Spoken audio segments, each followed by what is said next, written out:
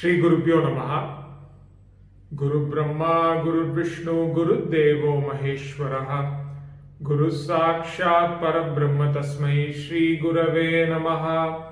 Kalaye Sundarakaram Sadaika Priyadarshanam Ajnana Nashakam Devam Sadgurum Muralidharam Yasya Smaranamatreena Jikhvayam Vardate Swayam Mahamantrastam Bhajami Muralidhara Deshikam Premamritam Yo Murali Ninadaihi Shri Krishna Rupena Puravarsha Adyapi Soyam Muralidharakyo Pushnati Premna Bhuvanam Saharsham Kirtite tu Mahamantre Tatra Virbhuya Tatshanam Suprasanno Bhavedyastam Premika Varadam Bhaje Murali Mandita Karakamalam Munijana Mohanam Vyatyasta Padam Vanamala Darinam Prema Bhakta Mandala Nitya Kirtitam Premika Varadam Ashrayeham Nama Sankirtanam Yasya Sarva Papa Pranashanam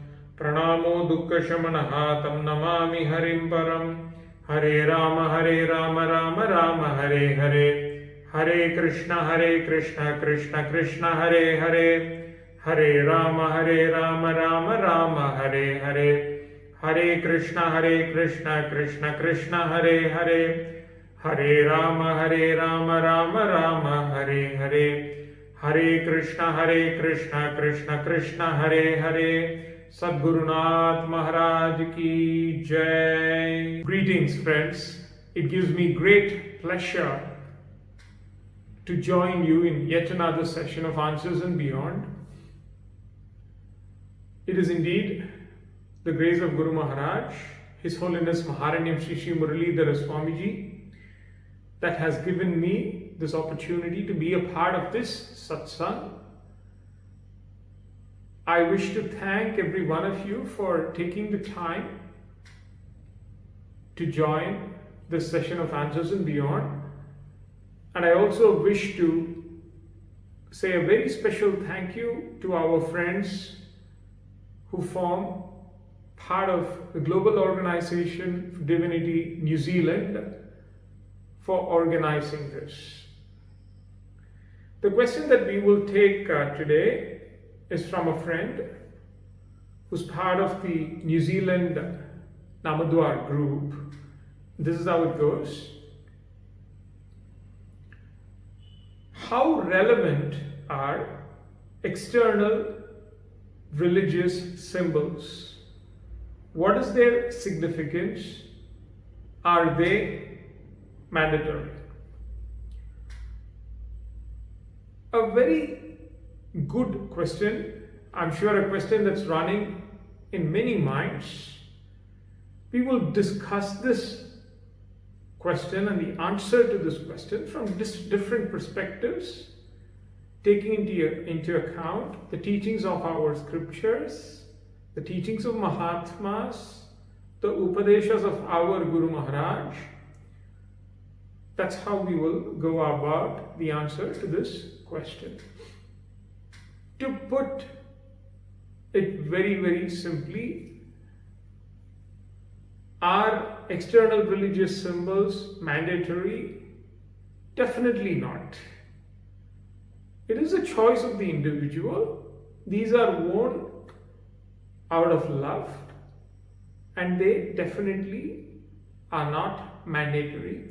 In fact, if I may say so, this holds good for almost everything in Sanatana Dharma, which is popularly known in today's world as Hinduism. This holds good for everything except some grave sins, deadliest sins, papams, where our scriptures very clearly say that it's an absolute no, it's a no-go. They're very clear about that. Other than that, when it comes to anything and everything, say the choice of path to attain liberation, one's favorite god or goddess, it always leaves it to the choice of the individual. It gives many options. It explains the pros and cons. It gives the reasoning behind it. And then it says that I can choose what I feel is best for me, where my heart goes. That's how everything is in our Dharma. That is the uniqueness and the beauty of this great ancient Sanatana Dharma. Let's say, on one side, you will find that all scriptures, Maharshis, sages, Mahatmas would say, without any ambiguity, that the very purpose of life, the very purpose of existence, the very purpose of this Janma is to attain God, God realization, moksha, mukti, to be liberated from this endless cycle of births and deaths. That highest goal is the purpose of life, is what they would say. But while they say that, they would never say that, so you must do it. If you do not, great misery will befall you. You will suffer. There is no other choice. It's a must and you have to do it. They don't say it like that. They explain clearly. They tell us why it makes perfect sense to attain God or attain moksha, and why it's better to do it now instead of postponing it to a later time or to a next Janma. They explain all of that very clearly. They reason it out very well with us and leave it there and allow us to choose. That's how it is. The same applies to external religious symbols as well. Is it something that we must do? Is it compulsory? Absolutely not. It's not a compulsory, it's a choice of the individual. I do it because I like it. That's how it is. Having said that, is it beneficial to us? Will it help me? It definitely will. The scriptures, the Mahatmas, the Rishis would never say something or teach something just because they want to say it. Or they would never say something or ask us to follow something if it's meaningless, if it does not carry any benefit. Whatever they say, every letter, every word has deep significance, and certainly it would help us. Is it compulsory to progress spiritually? Not at all. External religious symbols are not compulsory to make spiritual progress, but will it help? Yes, most certainly it will help, no doubt about that. The ones that have given this are ones that have attained that highest, the great rishis. And even if we were to look at it through this lens called as modern science and reasoning, they would all make perfect sense. Everything that has been taught in Sanatana Dharma will have that significance. It will help us. We stand to gain when we follow a spiritual path. We stand to gain from all of it, even in our day-to-day lives. And there would be a lot of reasoning and science behind every one of these, if only we had the time and energy to dive deep into these subjects. We will be able to understand it. This is the fact. I'm reminded of this incident that happened in the life of the great Yugavatar, the great Mahatma, who lived in the 19th century, Sri Ramakrishna Paramahamsa. He would say that the Divine Mother, Goddess, has shown him very clearly every single devotee, disciple that would eventually come to him. He knows them. He's seen their faces before, and when they come, he always makes the connect. And then he goes on to say, before he initiates them into a path, into a spiritual path, he would do a few things. This is all recorded in his biography, in his Divya Charitra. would say that I would bring that disciple in my bhavam, in my mind, I would imagine.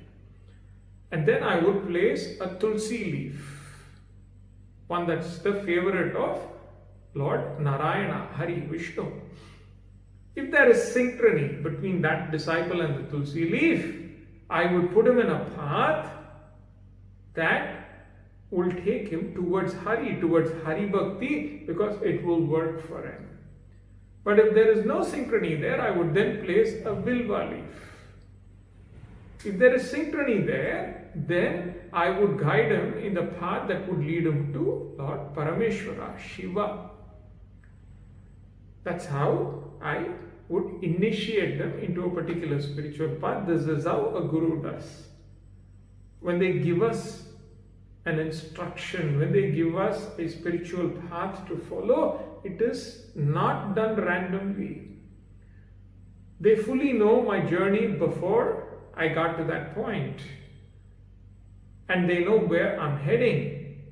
And they know what will work for me. And they do all of this and identify that right path. They confirm that and then guide me along that path. Which is why we should always follow exactly what the Guru says, because he knows what's best for me. I would ask, when I hear this incident with the tulsi leaf and the bilva leaf, after all these are leaves, what difference should it make to God? Both are the same, I would say it.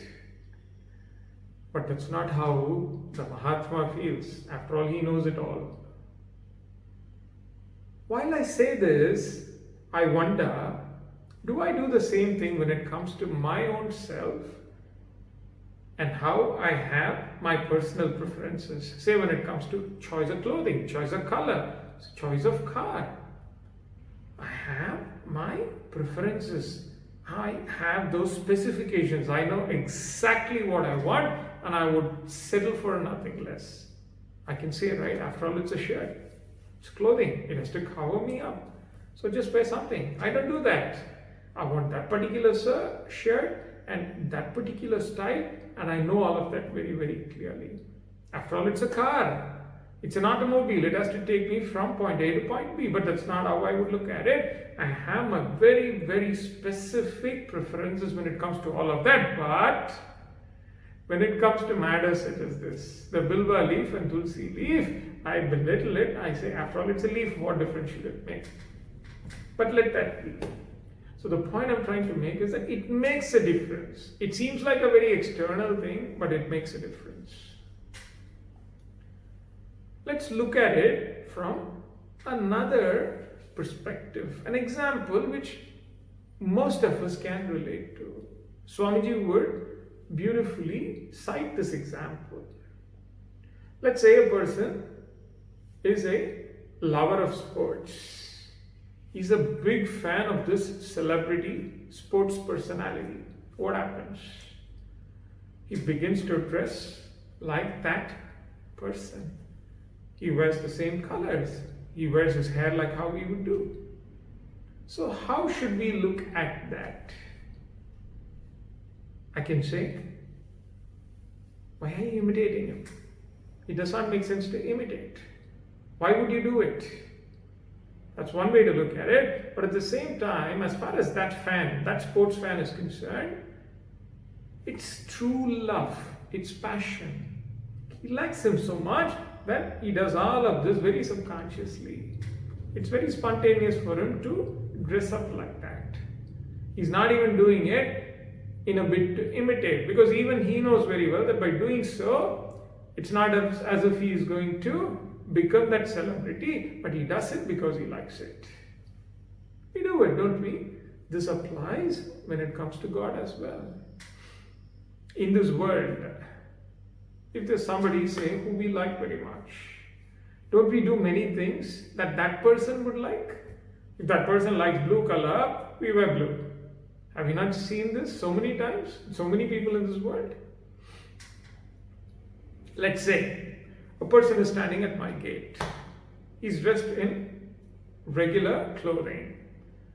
it really does not make any impression on me. But if the same person is standing at my gate and he is dressed in the attire of a cop, a policeman, it leaves a very different impact in my mind, doesn't it? I look at him with a certain sense of respect. It carries a certain sense of authority. He looks majestic. I even am a bit apprehensive if I have something to hide. It's the same person. But that external dress did matter, doesn't it? It does make a difference. If I look at a Jawan, a soldier, who's wearing his uniform, I immediately feel proud when I look at him. I wish to salute his sacrifice for the nation. I'm very thankful to him instantly because he is sacrificing his life so that I can sleep peacefully in my home. All of this because of the attire that he's wearing, isn't it? I don't even know him. I don't know who he is. Had he been dressed in normal clothing, I would not have even felt so. Point I'm trying to make is something very simple. That attire, that appearance does make a difference. There is meaning to it. The same holds good when it comes to religious symbols as well. I will tell you how. There's a very beautiful analogy that Swamiji would describe. Stuff like this, examples like this, can only be brought out by him. It's a very signature, trademark Swamiji kind of example. In villages, most homes would have cows. In one particular home, there was a cow, and the cow delivered a calf. The calf died. The cow is aware that the calf has died. The mother knows it all too well. What would happen the next few days is that it would not release the milk from its udders. It would retain the milk there because the milk was meant for its little one. That grief makes it do that. And because of that retention, there would be a lot of pain and agony for the cow. It's not good for its health. The milk has to come out. It would cause problems. What would they do to bring the milk out? They would take the dead calf, they would remove the skin and stuff it with hay and make it like a stuffed toy, stuffed with hay, using the skin of that calf. And every time this person goes to milk the cow, he would take this toy and place it next to her. The moment the cow sees that stuffed toy, it knows very well that it's not her calf. The calf is dead. But that skin, that smell, it reminds her of her dear baby. She licks her, thinking of that calf. While she does that, she lets the milk out, which I happily steal away with that vessel that I'm carrying, because that milk was meant for her calf. I just take it away and use it. I consume it. That's how it happens. It's the same thing when it comes to external religious marks. I will tell you how. Let's say that I wear my Gopi Chandan, I wear my Tulsi Mala, or I wear the sacred ash vibhuti, or the Rudraksha Mala. I go and stand before Bhagwan Sri Krishna, our Premikavardhan. And then I recite a Meera Bhajan or an Abhanga that was written by Sant Namadev or Ekanath Swami or Tukhara Maharaj or a Madhura Gita bestowed by our own Guru Maharaj. What would happen? When Sri Krishna, Premikavardhan, looks at me, he knows very well that it's me that he has to deal with now. He knows my intent. He knows me all too well to understand that I would never come and stand before him unless I need something. I need a signature on this paper. That is why this fellow has come here and he's standing before me. He can see through me like I'm plain glass. But when I go and stand there with my Gopi Chandan and Tulsi Mala, and when I recite this Meera Bhajan, he thinks of Mirabai. He thinks of every other Bhakta, great Krishna Bhakta that wore Gopi Chandan and Tulsi Mala. Oh, what a lovely Bhakta. I'm proud to have Bhaktas like that, Bhagwan would think. And when he thinks about that, just as how the cow releases the milk, the grace would flow. It would fill my vessel, it would fill your vessel, and every vessel in town.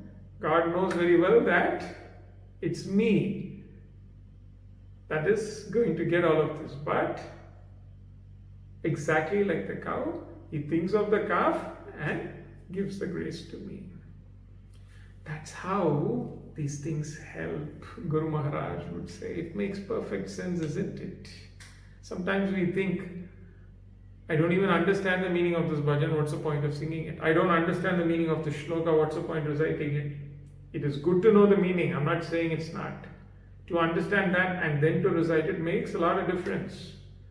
But even if I don't understand fully, there is still lots and lots of value because there's so much of divine vibe in the works of a Mahatma. Plus when I recite it, I get this cow-calf effect, I get the grace. So it works. Like the external religious symbols, they work. They really help. Once there was a boy at ashram. He was about to do his Nama Japa, chant an divine name, Mahamantra. He had a very elaborate setup for that. He takes out his Japamala, he has his mat, the asana. It's a very loud arrangement, if I may just put it very plainly. It really attracts a lot of attention. His friends were making fun of him. Why are you doing this? Can you not do it like quietly in one corner? Do you have to make such a scene here? You want everybody to know that you're doing this? You're such an attention seeker. While this conversation was going on, Guru Maharaj came there, he overheard it. Everybody was shocked. Even that boy thought he really was going to get it from Swamiji. And Swamiji was about to say something. To our utter surprise, he said, "Very good. Continue to do this." That's how Mahatmas are. That's how their replies are, isn't it? They always keep us guessing, and what they say and the manner in which they think is something that's absolutely beyond the reach of our intellect and imagination. That's exactly what Swamiji did. It's very good, do it like this. That boy was pleasantly surprised. He wasn't sure if Swamiji was making fun of him or he was saying it seriously. Swamiji said, seriously, do it. You don't ask me why. Swamiji continued. One, if you're doing it because you understand the importance of sitting in a particular posture and doing it with your japmala, with all of this, if you understand it and do it, that is good. It's going to help you, you're going to progress. If you know it, your heart knows it, if you're doing it in order to attract attention, so that everybody other than God knows that you're doing japa. The whole world should know that I'm doing my spiritual sadhana. That's the purpose. Why you're doing all of this? With all these external things. Still, I would tell you do it. You know why? Because you know for a fact that all these people around you are looking at you. And they're thinking in their minds that you're putting up a show. And you want to prove them wrong. And in order to do that, you would at least chant Nama a few times. Just to prove them wrong, you would do it. To that extent, you have chanted Nama and that is going to help you, so do it. Do it every single day like this, he would say. Everything that has been described in our Sanatana Dharma has deep significance. Like I said, even if we were to look at it from the point of view of science, they would still make a lot of sense. There's much greater and deeper spiritual significance to all of this, but it would also make sense if we were to look at it using our modern knowledge. I will give you a small example. Let's take this practice of saying namaste when we greet people as a mark of respect. I've read this is something that's in practice in our culture since time immemorial. But I've read that when the tips of fingers come into contact with each other, they apparently stimulate the nerve endings in these pressure points, and that helps to remember that person better. And when we do this and do not come into contact with another person, we keep that spiritual energy within our being, within our body, without breaking that continuity. There's a lot of reasons why we do this. But even if I deny all of it, I don't accept all of this, I think it's all made up, I'm sure today none of us can deny that this is the safest and most hygienic way to greet another person. We live in a time where we have seen this corona pandemic, and this namaste has become very popular across the world, isn't it? Everybody is greeting using a namaste. So at least that is undeniable. This holds good for every practice that we do. There's a lot of significance to everything, and that is how Sanatana Dharma is. So long story short, external religious symbols, do they help? Yes, they definitely help. Is it compulsory? No, it's not compulsory. It's a choice of the individual. Will I make spiritual progress only if I wear them? Not necessarily, but they would certainly help to make spiritual progress, no doubt about that. Since we are talking about all of this in a very global scale, I probably wish to add that while I do this, I may want to consider, say, a local law before I practice something that's external. And I look at things keeping my neighbors, the community that's around me, in mind, in a manner in which it would not disturb them. And as long as I am able to do these two, I should be absolutely fine to wear my religious symbols and practice it. It's a matter of choice of the individual. Thank you for your patience. We will meet yet again in the next session of Answers and Beyond. Sadgurunath Maharaj ki Jai. Hare Rama, Rama Rama, Hare Hare. Hare Krishna, Krishna Krishna, Hare Hare. Hare Rama, Rama Rama, Hare Hare. Hare Krishna, Krishna Krishna, Hare Hare. Hare Rama, Rama Rama, Hare Hare. Hare Krishna, Krishna Krishna, Hare Hare. Sadgurunath Maharaj ki Jai. Thank you very much.